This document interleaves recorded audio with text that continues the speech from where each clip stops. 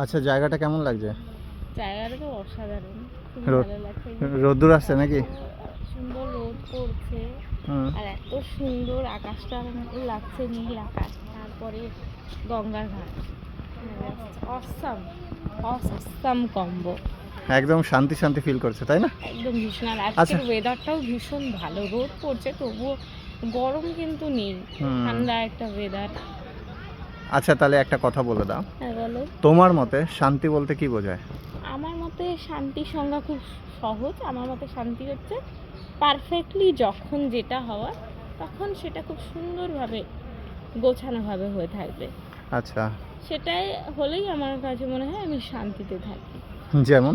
যেমন ধরো আমার স্টুডেন্টের পরীক্ষা নেব আমি, তো যদি রবিবার পরীক্ষা নিই তাহলে শনিবারের মধ্যে আমি কোশ্চেনটা কমপ্লিট করে রাখবো তাদের, তো সেটা আমার কাছে শান্তি।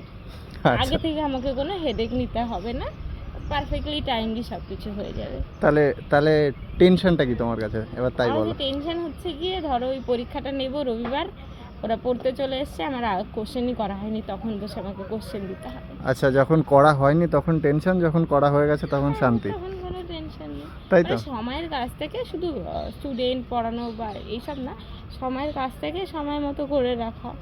তাহলে ক্লিয়ারলি এটাই বলতে চাচ্ছো যে যদি কোশ্চেনগুলো আগে থেকে মেনটেন করা থাকে, নিজের কোনো টেনশন থাকে না, তাহলে একদম শান্তির মতো ফিলিংস আসে। আর যদি না থাকে তাহলে তখন টেনশন। এক কথা, প্রতিটা ক্ষেত্রেই এক কথায় হওয়ার তখন সেটা করে রাখা। আচ্ছা আচ্ছা, শুধুমাত্র যে স্টুডেন্ট বা কোশ্চেন পেপার এইসব কিছু না, যে কোনো ক্ষেত্রেই হোক, একদম মানে বলতে চাচ্ছো ক্লিয়ারলি এটাই এক কথায় বলা যায় যে টেনশনের অপোজিট হলো শান্তি, তাই তো? টেনশন মুক্ত জীবন মানে শান্তি। বাহ, ভালো।